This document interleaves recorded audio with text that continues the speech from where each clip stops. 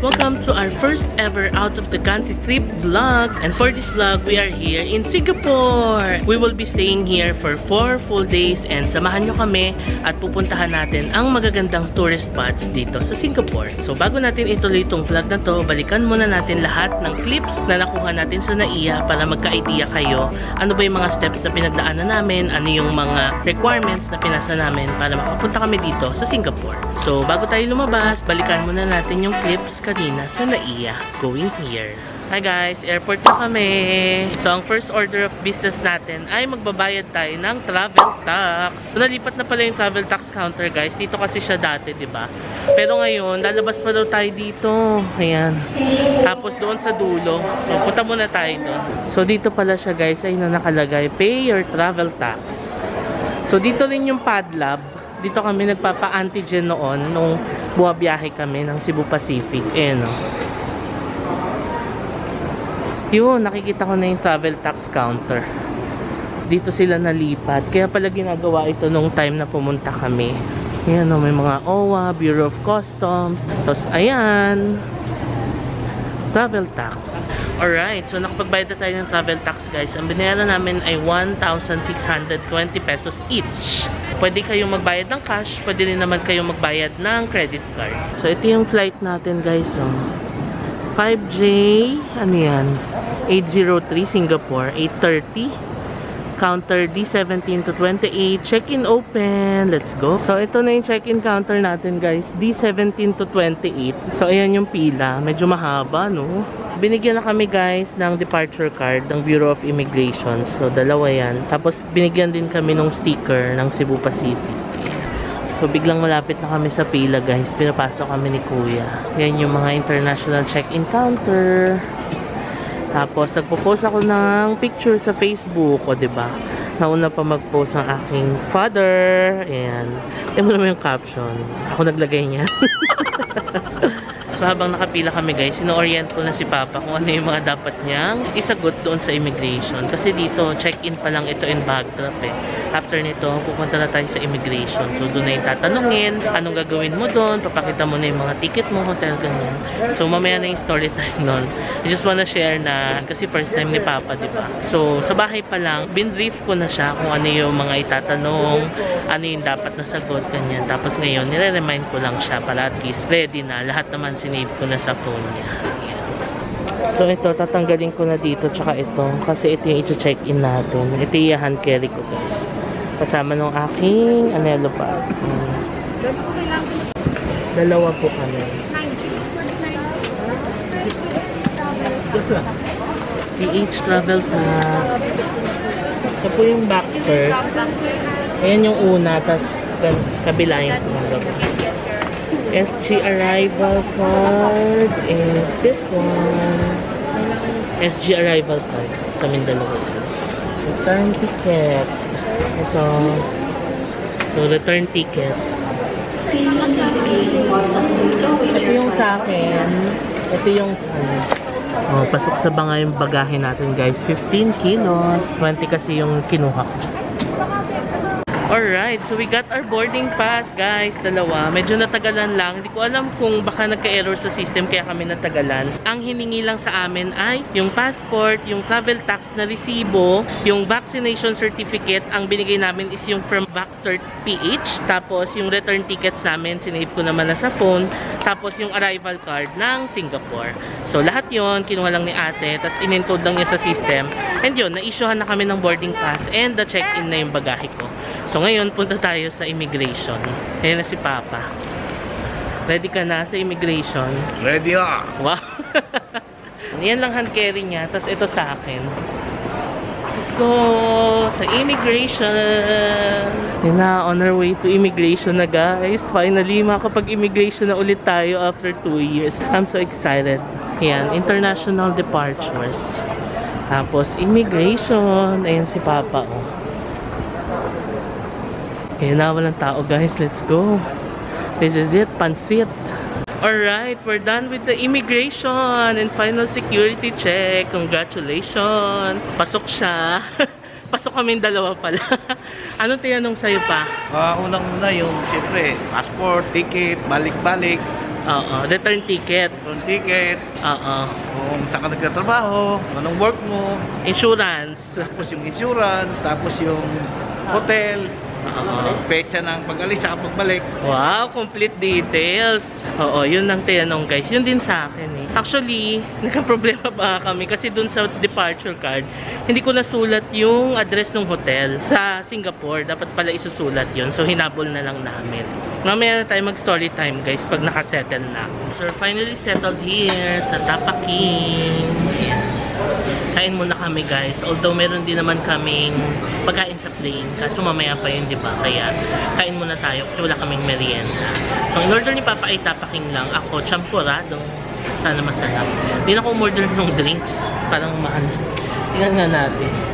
70. Coke Zero guys, 70. Champurado 69. O diba? Mas mula pa yung champurado kaysa sa Coke Zero. Tapaking is 189. Ayan. Ang total ng binayaran ko ay 328. Here's our champurado.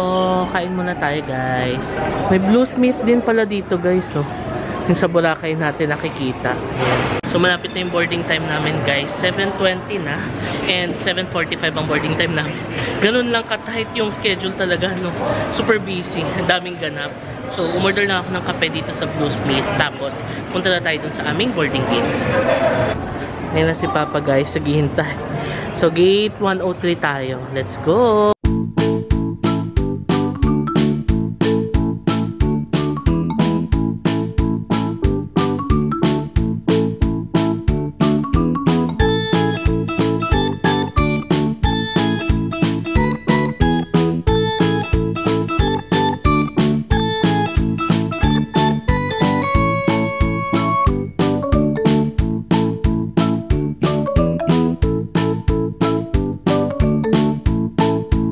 Ko tong boarding area na to kasi yung mga previous international trips natin yan, dyan ako umupo, mga solo travel natin, saya, diba? Yun si Papa oh. Nung nag-Taiwan kami, dito yata kami yung Austin, yan dyan.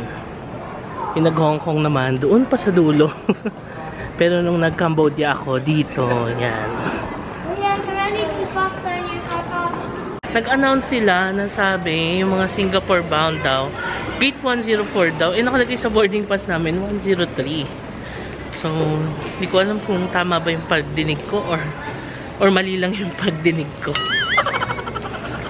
So, here's our gate, guys. Yan. Singapore. Magsa-charge muna tayo dito. Ang sarap ng caramel latte ng Blue Smith, guys. Hindi siya masyadong matamis. Ay pa. Yan, nandito lang kami sa boarding area. Malapit na kami mag-board. Requesting all Cha-charge siya. passengers on Cebu Pacific Air Flight 5J759 if you are around. So sa sobrang busy ko guys, nakalimutan ko mag-book sa Klook. Kasi nag-pre-book na ako sa Klook ng mga activities. Ngayon yung SIM card naman ang nakalimutan ko para sana paglapag namin ng Changi Airport. Pipick upin na lang yung SIM card. Hindi na ako maghahanap doon. So book muna tayo. Ayan, nakapag-book na tayo ng SIM card guys. Sa Klook, ang price is 379 pesos isa. So, dalawa yung binili ko para tag-isa kami ni Papa. Ang coverage niya ay whole of Singapore, 4G siya. Tapos 100 gig for 7 days. Diba? Tapos may normal, nano, and micro provided by StarHub. So, ang pick-up location niya is sa Terminal 1, sa Arrival Hall. UOB, Currency Exchange. So, yun yung pupuntahan natin mamaya. So, lumayo muna ako guys doon sa boarding gate namin para makapag-vlog naman ako. Kasi nahiya ako mag-vlog doon. Dami namin katabi. Dito at least ako lang mag-isa. Tapos aircon. Yan. Sarap. Napaka-presko. Ang sarap talaga dito guys sa international boarding gate. Konti lang tao. Malamig. Tapos ang daming upuan. Makakapili ka kung saan ka upo. Gusto mo mag-charge. Yun. Makaka-charge ka. Hindi masyado madaming tao. Yan. So, ang saya. So, discuss natin ng mabilis guys yung requirements for Singapore, no? Sobrang dali lang talaga. Number 1, kailangan nyo is proof of COVID-19 vaccination. Before kasi hinihingan pa tayo ng RT-PCR requirement, no? Or antigen. Pero ngayon, hindi na. So, yung proof of vaccination guys, ang ginawa namin is kumuha kami sa VaxCert-PH. Hindi pwede guys yung vaccination cards natin sa mga LGU. Kailangan from VaxCert-PH talaga yung isasubmit mo sa Singapore. Kapag meron ka ng proof of vaccination from VaxCert.ph, merong link dyan, parang i-verify mo siya. Kasi website siya ng Singapore, tapos isasubmit mo dun yung VaxCert mo. Tapos i-verify yun ng Singapore kung valid yun. Tapos once valid yun, i-email ka nila, tapos may ibibigay sila sa inyong form. So ilagay natin yung link dito or sa description box nung website kung saan mo i-upload yung VaxCert mo para ma-verify. So ang tawag kasi doon is DVC or Digitally Verifiable Vaccination Certificate issued by the countries regions listed in this document. So you can verify your DVC using the Vaccination Check Portal. Yun pala ang tawag guys. VCP or Vaccination Check Portal. Doon mo i-upload yung VaxCert ninyo, tapos doon nila ma-verify kung yung in-upload mo ay valid or hindi. So once ma-validate yon, kasi kagaya nga na sinabi ko kanina, i-email kayo and may bibigay sa inyong parang form na nagsasabi na validated na yung VaxCert ninyo. Ang next requirement, syempre, kailangan meron kayong flight ticket, return tickets yun, papunta at pabalik. So next requirement ay mag-fill up kayo ng SG arrival card 3 days prior to your flight. Parang Boracay lang, no? Yung QR code, kailangan i-accomplish mo 3 days prior to your flight. Ganun din sa Singapore, guys. Kailangan 3 days prior to your flight, mag-fill up ka ng SG arrival card. Sobrang dali lang mag-fill up, guys, ng SG arrival card. Nilagay lang yung mga basic information, passport name, ganyan. Tapos, ayun, maibibigay naman na sa inyong form na ida-download ninyo, tapos yun na ipapakita nyo dito sa airport. Yun lang, dalawa lang, no? Kasi ang next na step na is immigration clearance na in Singapore, tapos comply with local health protocols. Ganun na kadali, guys. Kung may VaxCert ka, okay na. Hindi mo na kailangan mag-test. Ay, nagtatawag na yata. Ay, nagtatawag na nga, guys. Boarding na kami. It's 8 PM now. And pinapaboard na yung mga seniors, pregnants, and PWDs. Ayan. And insurance pala, guys. Wala sa requirement yung insurance, diba? Pero dito sa Philippine Immigration, hinanap nila, guys. Kagaya kanina sa immigration, hinanap sa akin yung insurance, pati kay Papa. Buti na lang, nagbook ako ng insurance sa Seb Travel Sure, kaya may napakita kami. Nagtatawag na. Mamaya na natin i-continue, guys. Board muna tayo. Let's go. Boarding na, guys. Ayan. Come on, come on.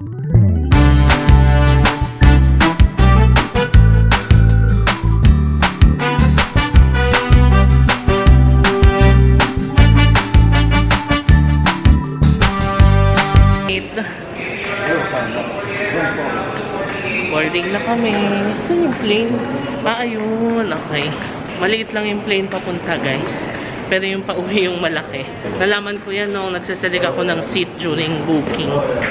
Dito kami sa harap. Ayun yung Resorts World, guys. No? Holiday Inn, Sheraton. Yeah. Let's go! Bye, Philippines! Wow, yan. Finally, you can say bye, Philippines. Bye, Philippines! See you, Singapore, in 4 hours. Diba? Finally, makakadaan na ulit tayo sa ganito na international.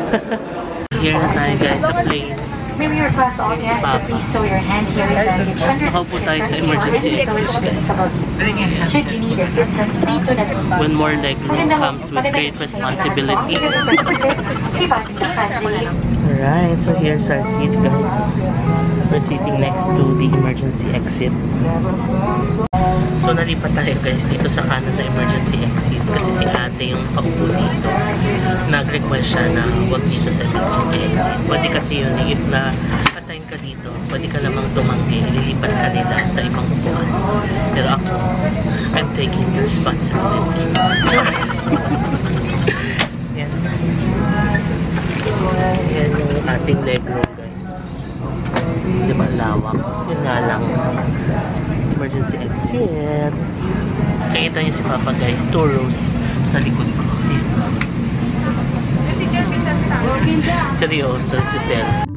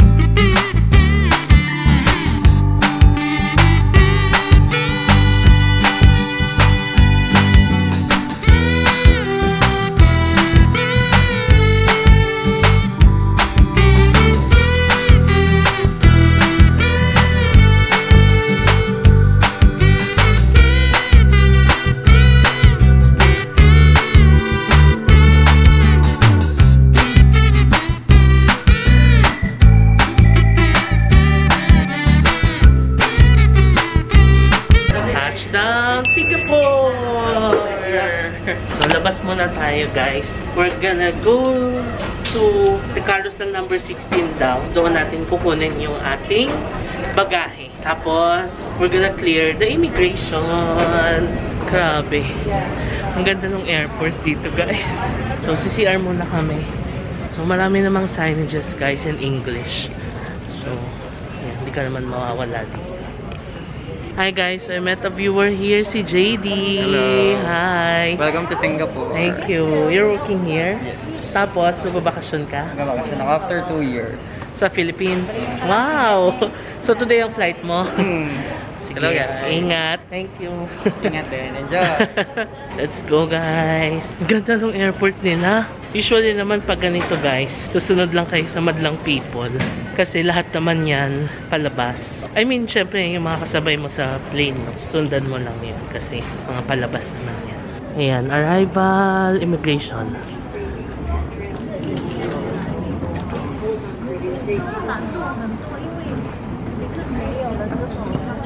Yan o, Terminal 1, arrival and immigration. So, pila muna tayo dyan. Yan guys, nakapila na tayo sa immigration. Yan, Terminal 1, arrival, immigration. So, mga vaccinated travelers, tapos dun sa kabila yung mga unvaccinated. Alright, so nakalagpas na tayo ng immigration, guys, dito sa Success! Singapore. Yan, success. Kinabahan ako, guys, kasi nung ako na, di iniis ka na yung mata ko, tapos kinukuha na yung fingerprint ko. Biglang tumunog yung alarm, as in, tat-tat-tat-tat, gumano. Yung pala, nasagi ni Papa yung door. Akala ko naman may hit ako or something. Eh, yung door pala hindi pala bubukas yung... Oo, hindi siya bubukas hanggat walang signal. Eh, nasagi niya. Eh, ewan ko lang. Check natin mamaya. So, ngayon, punta muna tayo sa baggage claim area. So, ito na yung baggage claim area, guys. Punta tayo sa 16 kasi nandun daw yung ating bagahe. Meaning way out, to. So, dito. Ayan na. Yun na lang yung sa amin, yung natitirang paikot-ikot. Isa na lang, guys. Ibig sabihin, nauna na lahat ng mga kasama namin. Kami na lang naiwan. Now, ang first order of business natin ay pupunta tayo sa UOB Currency Exchange dahil doon natin pipick upin yung SIM na in-avail natin sa Klook. Hello! Gilas, Pilipinas. Puso. Ito yung UOB Currency Exchange, guys. So, this is where you can pick up the SIM cards. So, meron na rin pala silang EasyLink na binibenta dito, guys. So, purchase your transportation card. $12 with $7 stored value. Alright, so tumabi muna kami, guys, dito sa gilid. Kakabit muna namin yung SIM card na nabili namin. Finally, palabas na kami, guys. Gabi. Parang mga 20 minutes yata namin sinet up yung SIM card.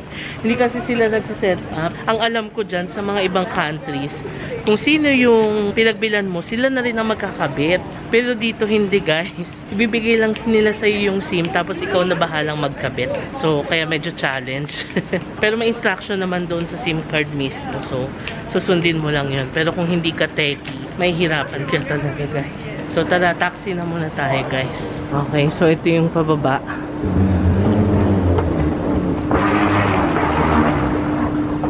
Medyo madilim na, guys, no?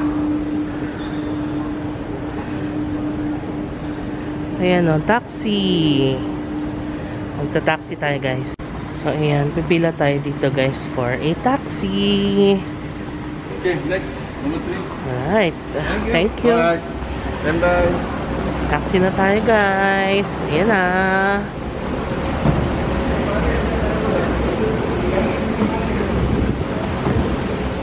Good evening.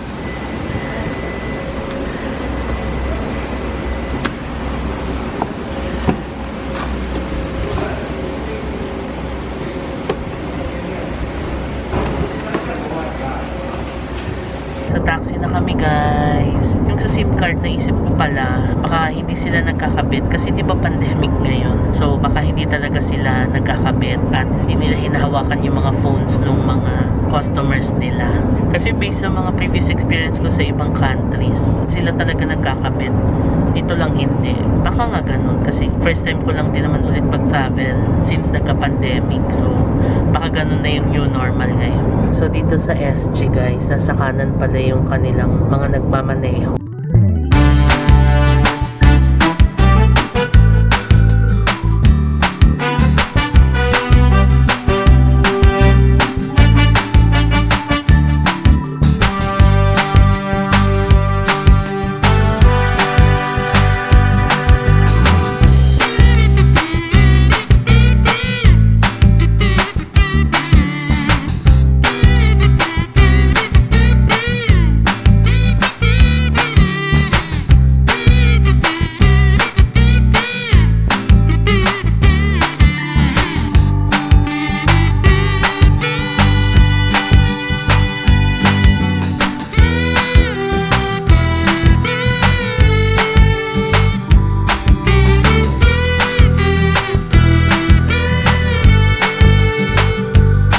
Sa aming hotel. It's currently 2:10 in the morning and ayun sila kaya nating taxi. And ito yung hotel natin. Ang hotel natin is called Heritage Collection on Chinatown. So this is Chinatown South Bridge Road. So mamaya na tayo mag-update guys. Pasok muna tayo sa ating hotel room. So by the way, itong hotel pala na to ay self-check-in guys. Input the number. Let's go.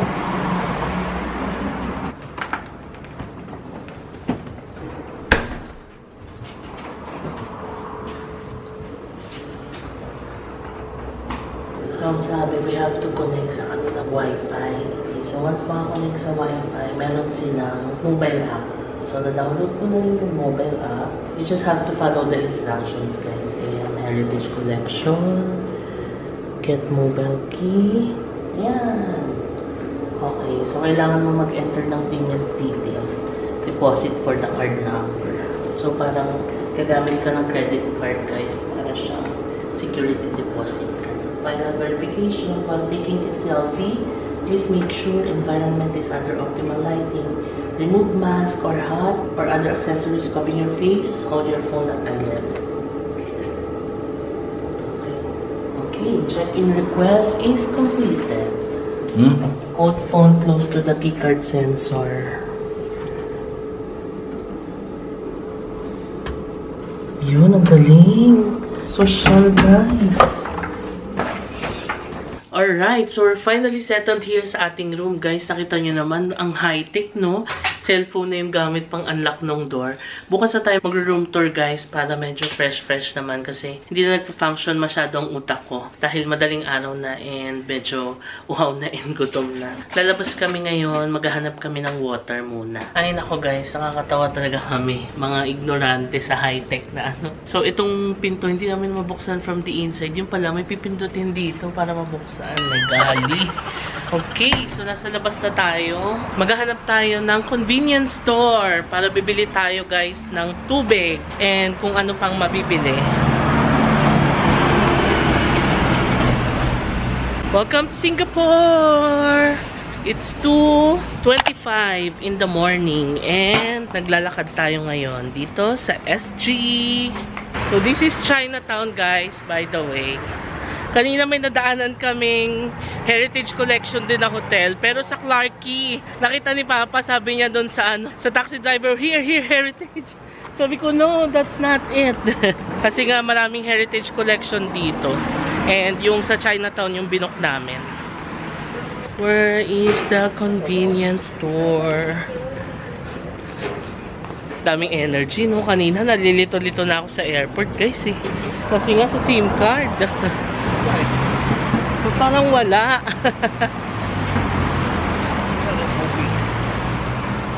Wait lang guys ha, magre-research lang ako. Okay guys, so unfortunately wala kami nakita. Ang layo na lang nalakad namin. Ayan, pawis na kami. Ito lang hindi ko na-research, no? Na hindi ko nalaman kung ano yung mga open pa na mga tindahan ng ganitong oras. Okay guys, so apparently, ni-research ko, pwede daw palang inumin ang tap water dito sa Singapore. Kumuha na kami ng tap water from sink, tapos papakuluan na lang, diba? Yun na lang. Ang sabi talaga sa internet, pwedeng inumin ang tap water ng Singapore. So yun lang iinumin namin for tonight. Tapos bili na lang tayo bukas, no? So, yun lang. Hindi naman na kami kakain. Buti na lang, nag-avail kami ng pagkain sa plane.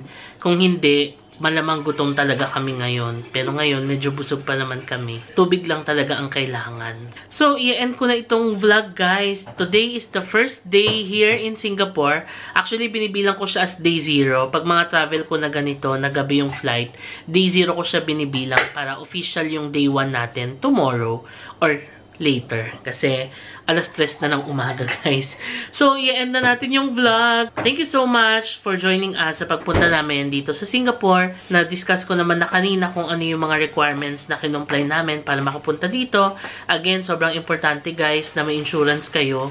Hindi na yun required based dun sa ICA website ng Singapore, no? Pero doon sa Pilipinas, hinihingi pa rin siya ng ating mga immigration officer. So, important na meron kayo, guys. Kasi syempre, kahit naman hindi siya required para sa atin na nagta-travel, dagdag peace of mind din yun para sa atin, di ba? Para whatever happens, o magkasakit ka man or what, knock on wood, may insurance ka, no? Mura lang din naman siya, hindi naman ganun kamahal. So, yun lang, guys. End na natin yung vlog na to. Maraming salamat sa panonood.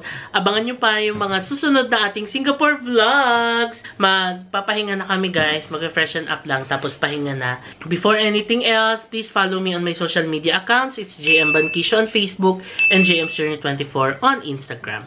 So that is it, guys, for this vlog. Kung nagustuhan nyo tong vlog na to, please paki-like nyo naman and subscribe kayo sa channel ko and hit that notification bell para maging updated kayo sa lahat ng mga uploads natin. Maraming salamat sa panonood and I'll see you on my next Singapore vlog.